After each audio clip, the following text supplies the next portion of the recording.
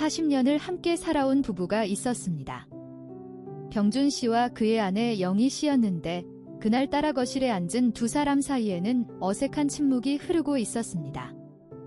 영희 씨가 입을 열었습니다. 엄마 요양비가 한 달에 300만 원이에요. 이제 우리 적금도 거의 다 떨어졌어. 병준 씨는 그 말을 듣는 순간 가슴이 철렁 내려앉는 기분을 느꼈습니다. 시어머니는 작년부터 요양원에 계셨습니다. 중풍으로 거동이 불편해진 후 아내가 주도적으로 요양원을 찾아주고 입금을 챙겨왔습니다. 병준 씨도 가능한 한 도움을 주려 했습니다만 고정 수입이 많지 않아 주로 아내가 자신의 적금과 보험을 해지해가며 부담해왔던 것입니다. 아직도 채 2년이 지나지 않았는데 벌써 목표했던 노후 자금이 절반 이상 소진되어 버렸습니다. 병준 씨는 창밖을 바라봤습니다. 그 창문 너머로 보이는 것은 자신과 아내가 30년 전 전세로 얻어서 20년 전 겨우겨우 대출금을 다 갚아낸 이 집이었습니다. 월세가 올라갈 때마다 전세가 깨질까봐 노심초사했던 기억들이 한꺼번에 밀려왔습니다. 집을 팔자고. 우리가 이렇게 오래 지키던 집을? 병준이 다른 방법이 없어요. 아내의 목소리가 떨리고 있었습니다. 엄마가 아파하셨을 때 우리가 얼마나 할머니 손을 잡고 울었는데 지금 엄마를 외로우신 요양원에 놔두고 우리만 집 지킨다고 할 수가 없어요? 의료비도 계속 늘어날 거고. 아내는 한숨을 쉬며 계속했습니다. 이 집 팔면 약 5억 정도 나올 거야. 그럼 엄마 요양비는 적어도 5년은 더 버틸 수 있어. 병준 씨는 그 순간 자신이 두 개의 무거운 짐을 모두 들 수 없다는 걸 느꼈습니다. 한쪽에는 자신과 아내의 노후가 있었고 다른 한쪽에는 자신의 어머니가 있었습니다. 아내의 말이 맞다는 걸 알았습니다. 하지만 동시에 그건 자신이 평생 모아온 것, 가족의 역사가 담긴 것을 포기한다는 뜻이었습니다. 이 이야기가 어떻게 풀려나가는지 궁금하시다면 잠시만 더 함께 해주세요. 그날 밤, 병준 씨는 집 안을 돌아다녔습니다. 거실에서 자식들이 크면서 치던 피아노 소리가 들리는 듯 했습니다. 2층 침실에서는 신혼 때 아내가 만들던 된장국 냄새가 자꾸만 떠올랐습니다. 베란다에는 아내가 키우던 장미꽃이 밤바람에 살랑거리고 있었습니다. 집은 단순한 부동산이 아니었습니다. 그것은 그들이 함께 만들어온 시간 자체였던 것입니다. 형, 엄마 요양비 조금이라도 도와줄 수 있어. 병준 씨는 형에게 전화를 걸었습니다. 형의 답은 예상대로였습니다. 나도 내 자식들 학원비, 대출금으로 지금 힘들어. 미안하다. 형은 자신의 형편을 설명했지만 병준 씨는 그 말 속에서 무언의 거절을 읽었습니다. 형도 형편이 없었던 것입니다. 요양원 비용을 나누자는 제안 같은 건 처음부터 기대할 수 없었던 것 같았습니다. 며칠 뒤, 아내는 더 이상 참을 수 없다는 표정으로 병준 씨를 불렀습니다. 요양원에서 전화했어? 이번 달 요양비를 못 내면 엄마를 내보낸대. 다른 환자를 받아야 한다고 그 말을 듣는 순간 병준 씨는 자신의 선택이 이미 정해져 버린 것 같은 기분을 느꼈습니다. 요양원을 바꿀 수도 없었습니다. 시어머니가 이미 2년간 다닌 곳이었고 익숙해져 있었기 때문입니다. 결국 병준 씨와 아내는 부동산 중개소를 찾아갔습니다. 나이 많은 중개인은 그들을 보더니 바로 알아챈 듯 했습니다. 요양원비 때문이시죠? 저도 많이 봤어요. 부모님 병치레하면서 집 한 분들, 그 말이 유독 마음에 걸렸습니다. 자신들이 특별한 경우가 아니라는 뜻이었기 때문입니다. 수많은 사람들이 이미 같은 길을 걸어왔고 또 걸어가고 있다는 생각이 병준 씨를 더욱 무겁게 만들었습니다. 여기 사인하시면 돼요. 중개인이 서류를 밀어줬습니다. 병준 씨는 펜을 들었다가 내려놨습니다. 3번을 반복했습니다. 아내는 그런 남편을 보며 조용히 울고 있었습니다.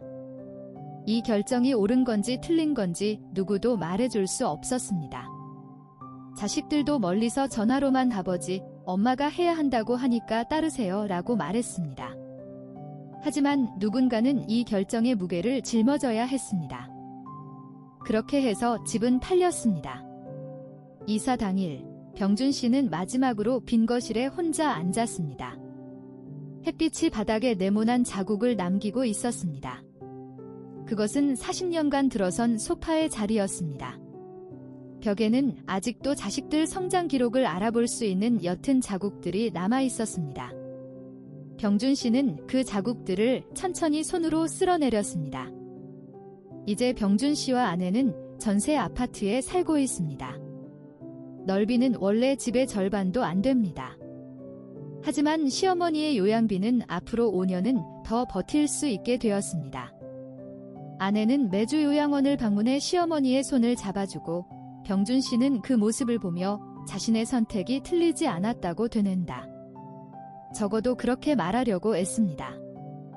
그런데 어느 날 시어머니가 병준 씨를 보더니 갑자기 울음을 터뜨렸습니다.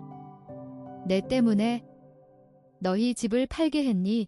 그 말을 듣는 순간 모든 것이 무너지는 기분이었습니다.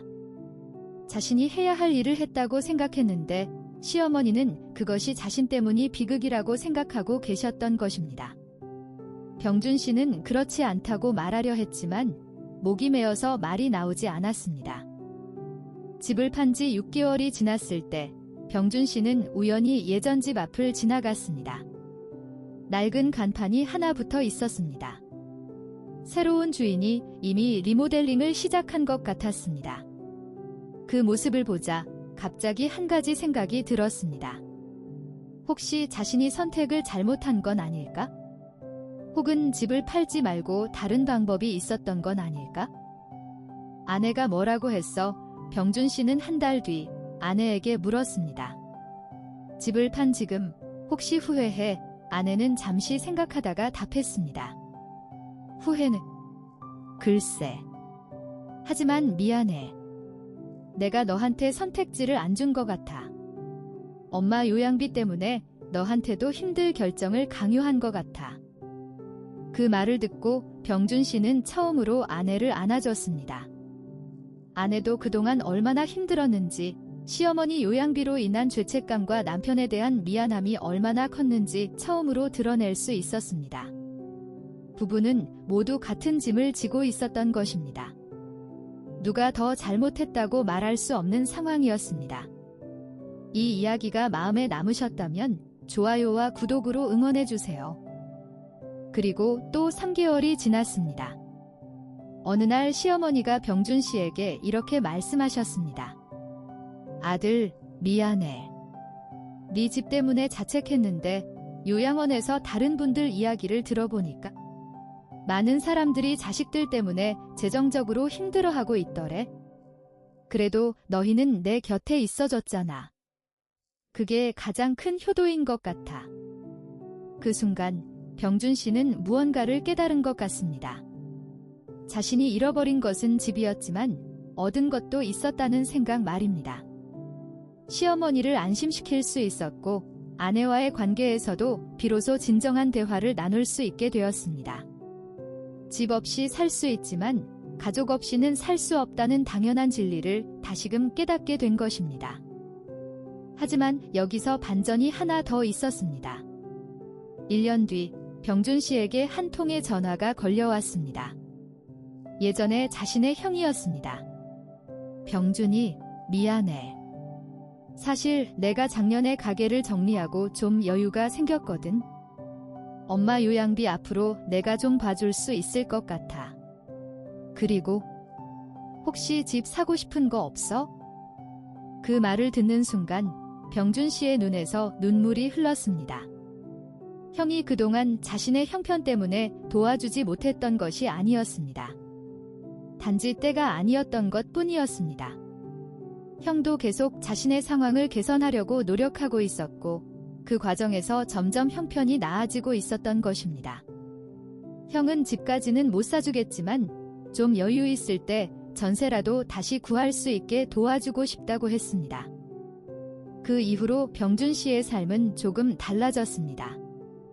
완전히 돌아온 것은 아니지만 더 이상 전세 아파트가 임시로 거주하는 곳이라는 생각이 들지 않았습니다.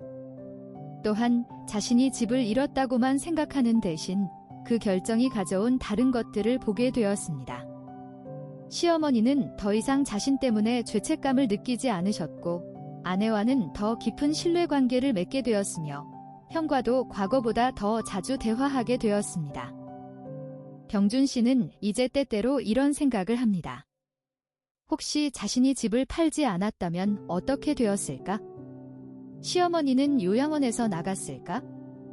아니면 아내와의 관계가 더 틀어져 버렸을까? 그렇다면 지금 자신은 무엇을 얻었을까? 이 이야기가 마음에 남으셨다면 좋아요와 구독으로 다음 이야기에도 함께 해주세요. 결국 병준 씨의 선택은 단순히 집을 팔거나 팔지 않는 것의 문제가 아니었습니다.